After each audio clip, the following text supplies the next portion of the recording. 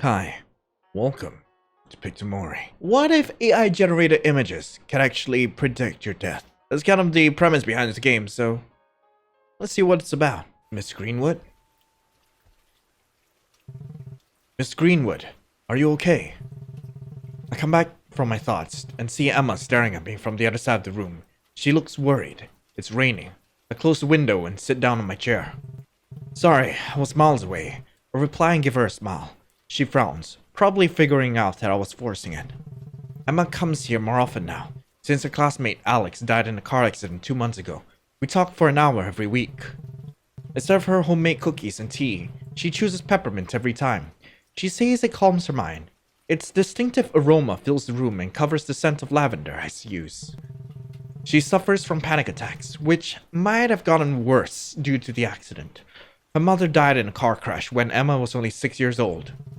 Emma takes a sip from the cup. She does it so delicately, like a duchess.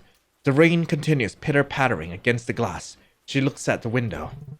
Dad's dating again. She's picking me up today. She pauses and keeps her face turned away from me, though I can hear how she's chewing her lower lip. Do you like her? Dad seems happy. I guess I'll push it. How do you feel about her? She didn't try to hug me the first time we met. That's a plus. She chuckles dryly. We're supposed to go to a picnic today. All three of us. Are you glad it's raining? Dad's been planning this the whole week. He will be disappointed. I'll push it. How about you? Emma wraps both of her hands around the warm cup. Her lower lip is twitching as she struggles against the tears. Guess I'll keep pushing it. Emma? Tears start to drip down Emma's rosy cheeks. She holds the cup tight, like it would fall at any moment. He tries so hard to fill the empty space. She pauses and tries to pull herself together. I'll give her a tissue. Emma releases her right hand from the cup and takes the tissue. She brings it forth to her eyes to dry her tears. I know he means good, but he just doesn't get it. Why I always seem so distant to them. There was this Janet Dad was seeing a couple of years ago. She was very affectionate, but not annoyingly so. I kept telling Dad she was too good for him. She chuckles bitterly. Her perfume reminded me of summer. It was similar to what Mom would use. Emma looked down at her cup and smiles a little. It was like, I got a small piece of Mom back. She sniffles quietly and graces tears off from her cheeks. We were going to spend the Christmas day together. I got her a tea mug with butterflies on it. She texted Dad a couple of days after, and I haven't seen her since. She never called me or anything. Each time I found someone I like, they disappear. I just don't want to get hurt anymore. I'm a coward. She sobs and hides behind the tissue paper. I'll encourage her. You don't seem like a coward to me, Emma. I talk gently and smile to her. You have shown great courage in coming to speak with me. Emma blows her nose quietly, leans back to the chair and takes a deep breath. Her eyes have turned red. Tea's gone cold. She laughs with relief. I reply to her with a chuckle and put my notes down. There's plenty left. You're always welcome to stop by for a cup. Thank you, Miss Greenwood. She smiles shyly and hands me over the cup. I reach to take the cup from her and put it down next to mine on the table. It's always a pleasure to talk to you. Send my regards to your dad, okay? I will. Man. Starting off on a strong note. The rain has gotten worse when I got back home from the gym. I live quite close to the city center, so I'm used to walking everywhere. With just a couple of blocks left, I hear my phone buzzing in my bag. Curious to see who would message me this late, I pick up my phone. Whoa. It's from Lizzie. I was with her at the gym.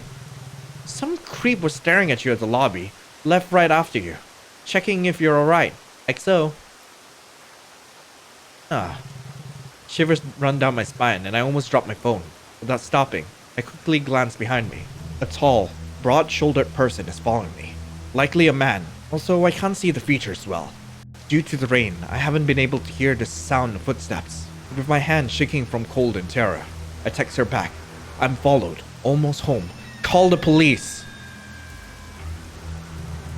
I switch the GPS on before I stuff my phone back in the bag. I go through my options. I could try to run straight to the door, or I could try to lose him in midst the buildings. Okay, I guess I'll rush to the door.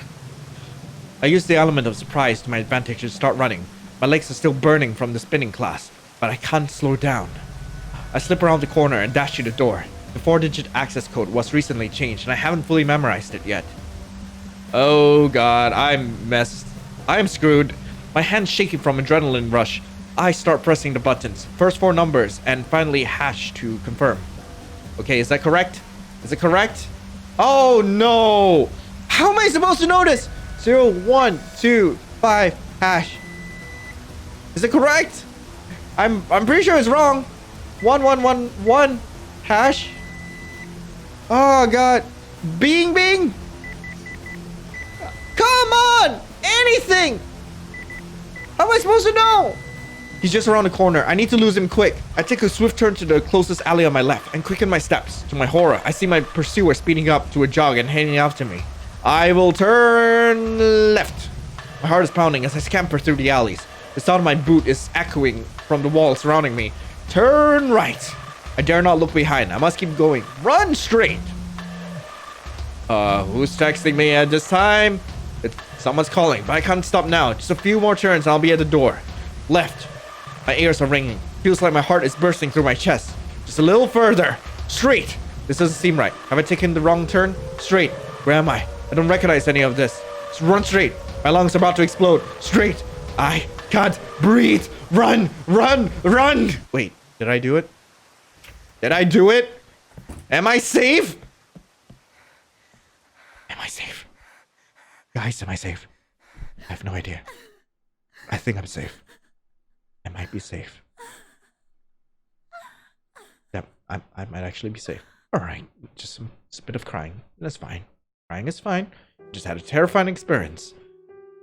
The police couldn't find a single trace of the man.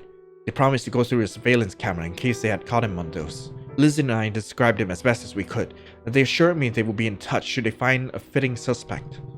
Lizzie stayed overnight and the next one. I was sorry to see her leave, but she promised to call me as often as she could. I hated myself for abandoning the kids, but I just couldn't leave the apartment. I could barely look at the front door without feeling sick. Dad stopped by a few times to buy me groceries and watch TV together. He loves old kung fu movies. It was nice to have him around. He told me he has quit drinking. I could smell whiskey each time he hugged me on the door before leaving. Each time he would ruffle my hair, he'll say, "You'll be alright. You're a fighter. You're Jackie Chan." He kept saying that ever since my mom died. What if this time, Jackie won't make it? I asked him last night. He will always find a way. There could be a ladder just around the corner. He laughed. I hugged him for the second time and didn't let go. And once I lost the sight of his car from the window, I let myself fall down on the floor and cried my heart out. What was a few weeks felt like an eternity. It was good to be back at school. Everything was as before, except my greens, which the janitor forgot to water. "Miss Wood should get plastic instead. Easier to take care of," she said when we took the withered plants to the trash. She dropped my lavender-scented candle jar while picking up the dead golden pothos from the shelf. Its sturdy glass got barely scratched when it hit the floor with a strong impact. "You should get rid of this foul thing before it gets you killed." She shook her head, horrified by the dent that appeared in the floor. Emma and many others came for a visit during the day. She leaped into my arms the moment I opened the door and broke into tears. She stayed for tea and told me everything I had missed during my weeks of absence.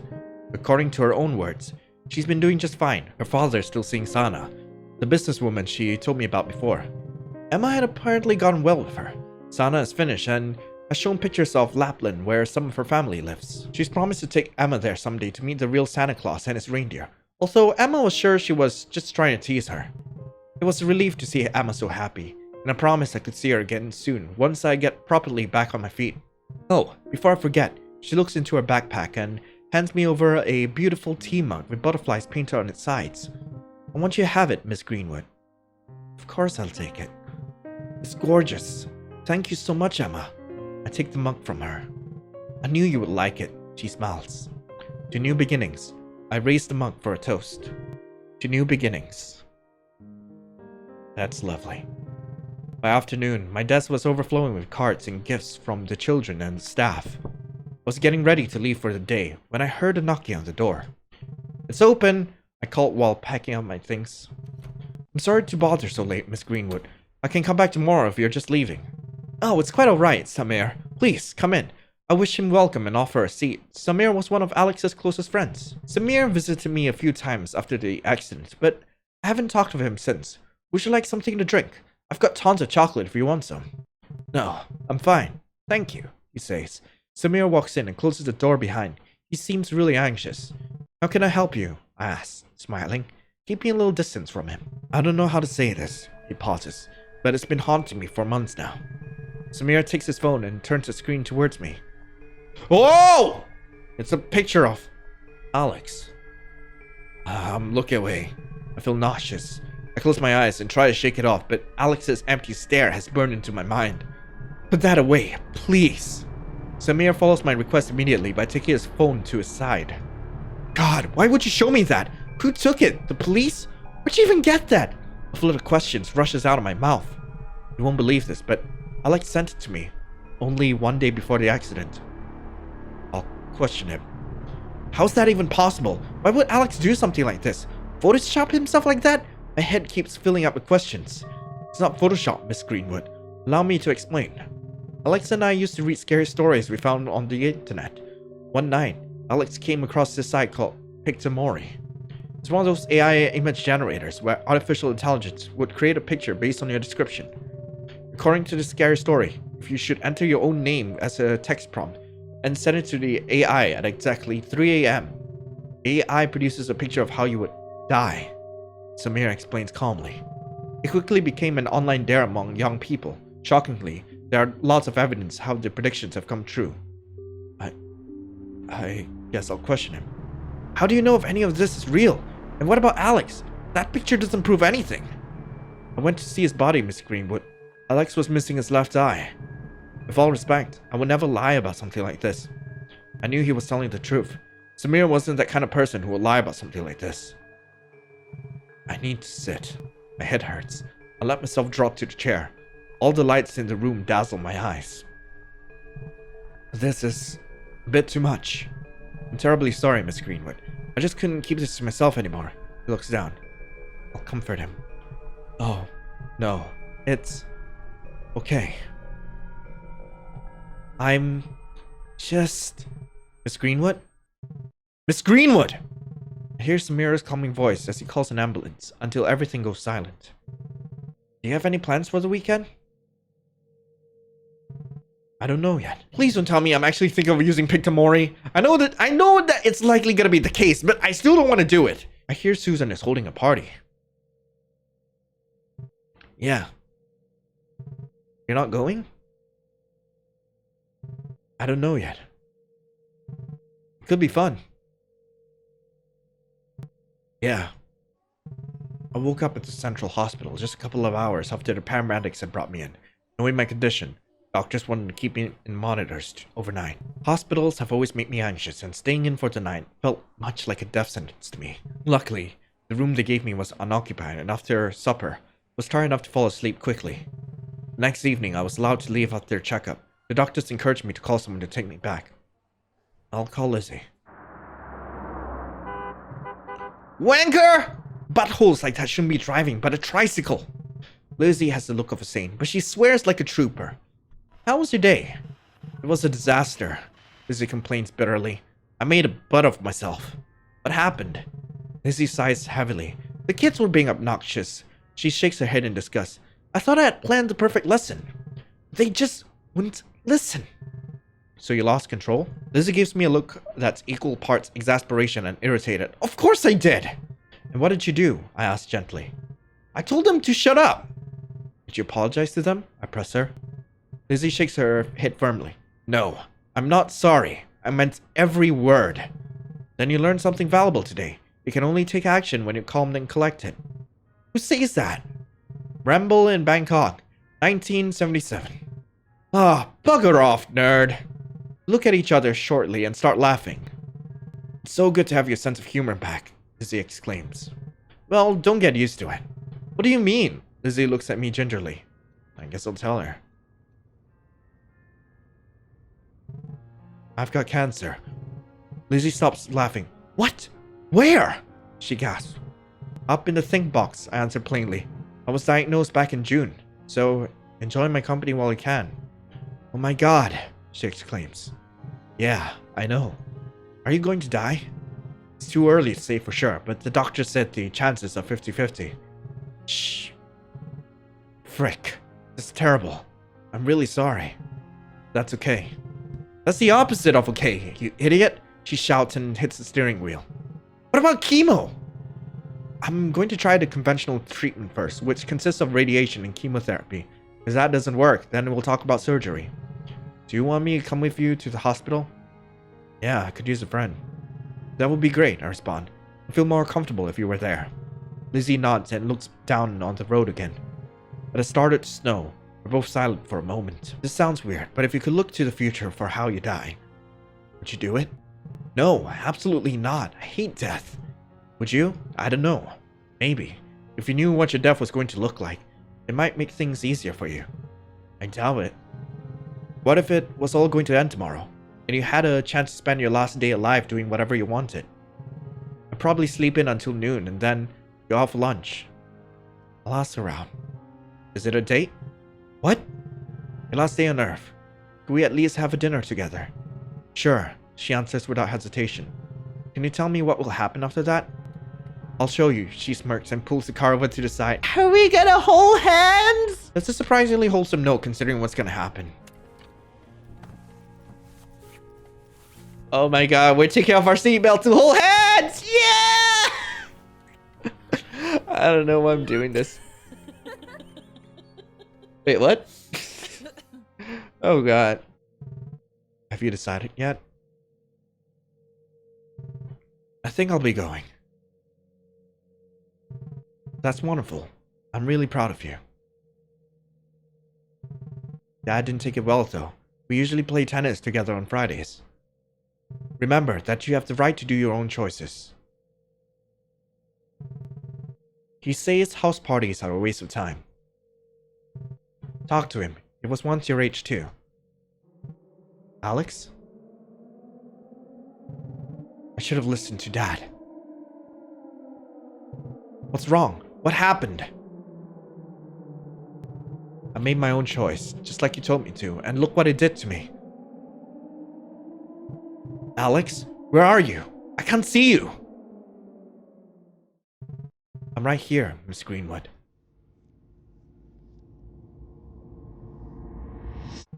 Look at me. Oh dear God, no. I wake up covered in sweat and with a terrible headache.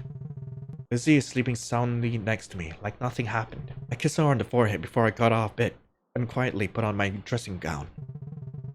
I look for the painkillers on the nightstand. The alarm clock glows its gloomy green light and tells me it's 2:43 a.m. I grab the pills and swallow them down without water. They get stuck in my throat and make me cough. Lizzie stirs but doesn't wake up. My stomach feels queasy and my head keeps pounding until the painkillers start working. Only 15 minutes left. There's an eerie silence in my apartment. I feel scared every time I hear a noise outside. I want to go back to sleep, but I can't stop thinking about that cursed website. What if it's true? What if I could know what will be the end of me? And what if knowing it scares me so much that it makes things worse? A wave of panic washes over me as I sit on the edge of my bed, gripping my knees while I watch the clock. Less than 10 minutes now. I take deep breaths and squeeze my eyes shut. I picture myself lying on a hospital bed with my head shaven and tubes attached everywhere. I need to know. I have to find out. I go quietly to the living room where my laptop is. My hands are shaking as I open the lid. Is this really going to help? Knowing my fate make things better or worse?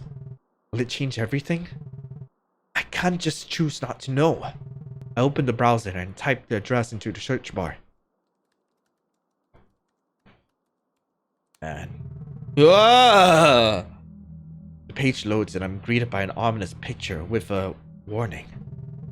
This website contains material that might be inappropriate for some users. Do you wish to proceed? I click yes, and the text fades away and a new window opens. In the middle of the screen is the form I have to fill in. According to Samir's explanation, all I need to do now is to write my name and wait until the clock is exactly 3 a.m. I take deep breaths and start typing my name. When I finish, I close my eyes and try to relax. Next thing I know, the clock says 3 a.m. I press enter and wait. Well, it takes a while for it to load, so I ain't too surprised. Nothing happens. I check the time again. 3:01. Still nothing. I'm starting to think there's no way this works. Maybe I made a mistake somewhere. Maybe I typed my name correctly. I refresh the page. What? Oh, that's eerie. A picture of a woman appears on the screen. Her eyes are closed and there's a gaping wound on her forehead that has spilled a pool of blood beside her. The resemblance is remarkable. My heart beats faster. I lean closer to the screen.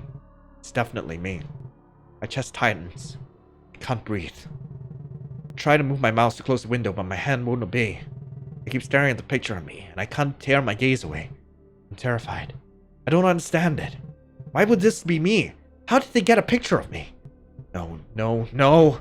Something isn't right. There's a high-pitched ringing in my ears and my vision starts to blur. I can barely see the screen anymore. I shake my head to clear it and close my eyes. That horrible image flashed through my mind and makes me feel nauseous. My head feels like someone is twisting a knife inside it. Oh, please make it stop! I cry out loud and desperately throw my laptop aside. It crashes against the floor and the monitor turns off. Well, there goes my laptop. Again! Malin! Lizzie rushes into the living room and switches the light on. What's wrong? She shouts and comes over to the couch. Something bad. I gasp and lean onto her. I saw a picture of me.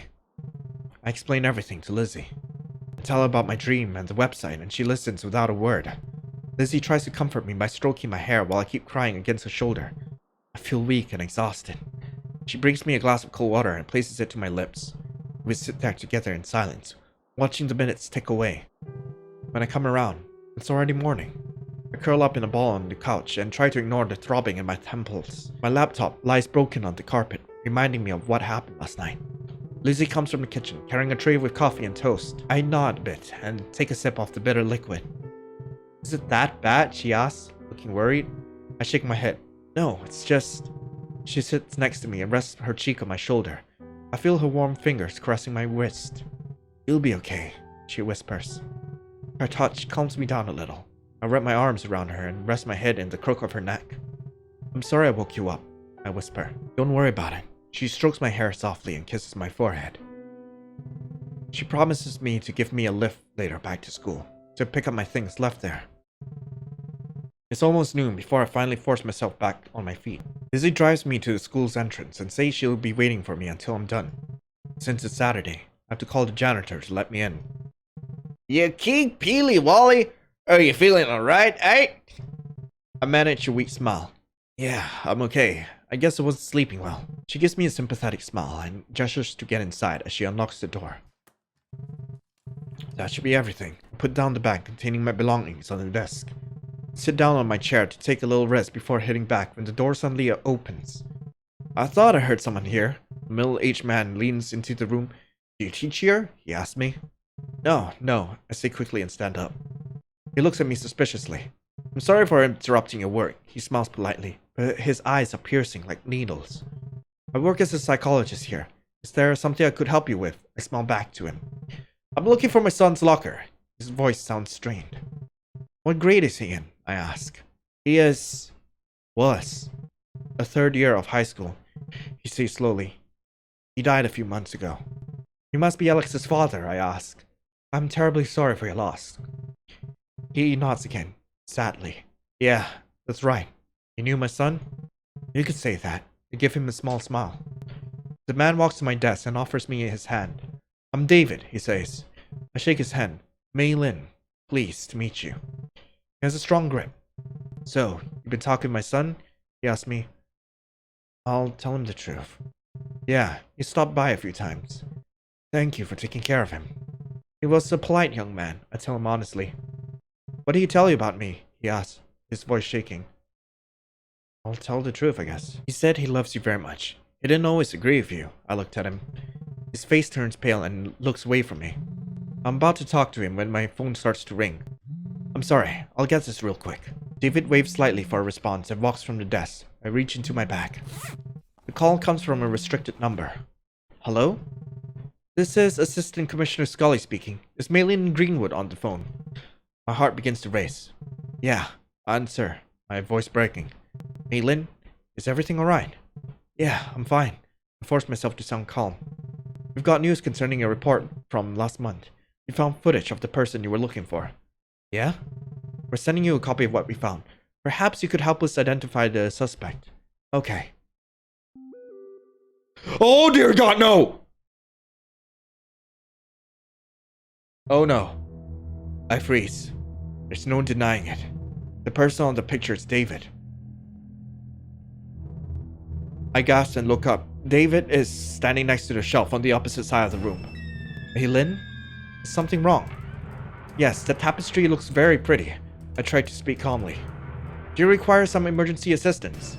Please, I would love that. I laugh and keep my eyes on David. Are you in immediate danger? Absolutely. I would like to order 5 rolls. I lean over the desk and close my eyes for a second. My pulse is beating so fast I can feel it through my fingertips. Understood. Officers are on their way. Please don't hang up. Thank you. I reply and place the phone on the chair without ending the call. Alex told me a lot of things about you, David says without turning around to me. Did he? I turn my head to look at him and force a smile. He always spoke highly of you, he continues. He was an excellent student. I try to sound natural. He was smart, funny. He told me how you encouraged him to stand his ground. I tried to give him confidence, but I also wanted to make sure he had a safe space where he could express all his feelings. And what makes you think he didn't feel safe at his home? David asked me quietly, but I can sense suppressed anger in his voice. Maybe he was afraid that if he talked, the people who loved him wouldn't be willing to listen. You mean his own father? His voice is low. I'm so sorry for your loss, David. What happened to my son was your fault! David growls in anger. I open my mouth to respond, but then stop. If he would have listened to me, he would still be alive. I know, I whisper. I'm so sorry, David. You should be, he shouts. I can see the emergency lights reflecting from the window next to me before they go off. Please, David, let me go. You can't bring him back. My voice trembles. David turns and steps closer to me. He's holding my candle jar in his right hand. You let him die! He went out and got killed because of you! His arm is shaking. Oh, God. Plead for more time. David? I whisper. Don't do this. He was my only son. David's voice is breaking. Please, I beg him. Let me go. You will pay for his death. David snarls at me. David grabs my wrist and pulls me close to him. The sound of shattering glass echoes in the room, and I fall. I'm staring at the ceiling. I feel something warm running across my cheek. I try to reach it, but I can't move a muscle. I hear footsteps approaching. 2 silhouettes appear around me. Can you hear me? A gentle voice asks. I try to blink, but I can't manage to do so. It's okay. Stay still, another voice says. Another silhouette appears right above me. I hear Lizzie's voice crying and calling for me, but I can't make out her words anymore. I'm tired. Want to sleep.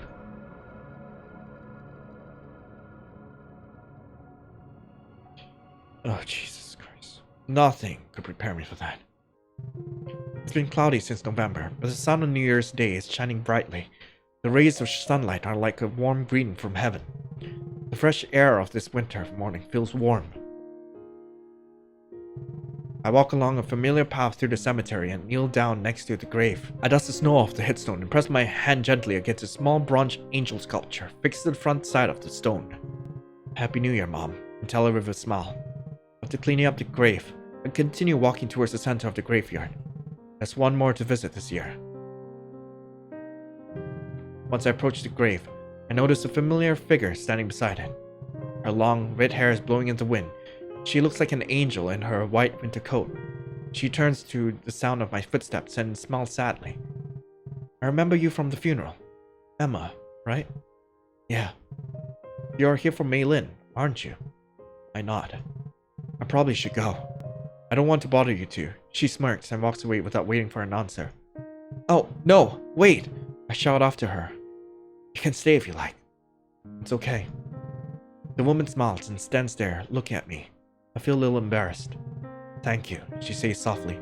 I'm Elizabeth, but you can call me Lizzie. We shake hands. My hand feels warm despite the cold weather. Nice to meet you, Lizzie. We walk back to the grave together. I miss her, Lizzie whispers. Me too, I reply. You should know her well. I look up at her and see tears glistening in her eyes. Yeah, we were really close, she answers. Like friends? More than that, she looks at me smiling. I loved her. I just wish I could have told her how much. Why didn't you tell her your feelings? She would have wanted to hear it. Because, Lizzie pauses and takes a deep breath. Because I've been afraid of losing her. I'm a coward like that. You don't seem like a coward. You have shown great courage in coming to speak with me. That sounds like something she'd say. Lizzie laughs. I'm glad I met you today, Emma, she says eventually. Likewise. Say goodbye to her for me, Lizzie says and starts walking away from me. I watch her until she disappears among the trees and reach into my bag to take out the butterfly tea mug. When I place it carefully on the snow next to the headstone, the sudden breeze picks up and plays with my hair for a brief moment. To new beginnings, I whisper to the wind.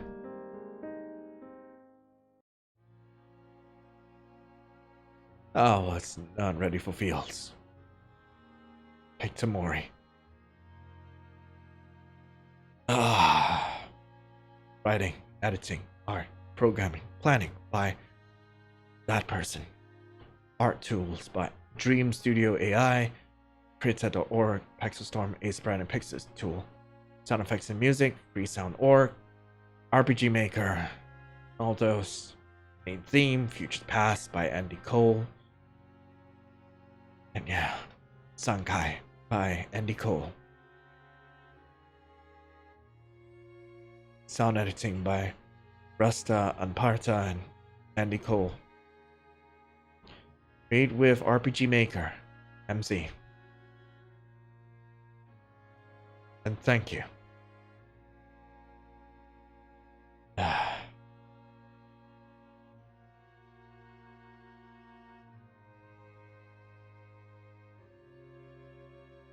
That was Picta Mori.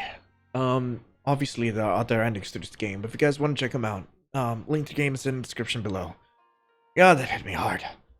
Anyway, thank you guys so much for watching. If there's any other games you guys want me to play, just let me know in the comments below. And, hey, I hope you have a lovely rest of the day. Please, do take care of yourselves, okay? This is Lionel, signing out. Bye.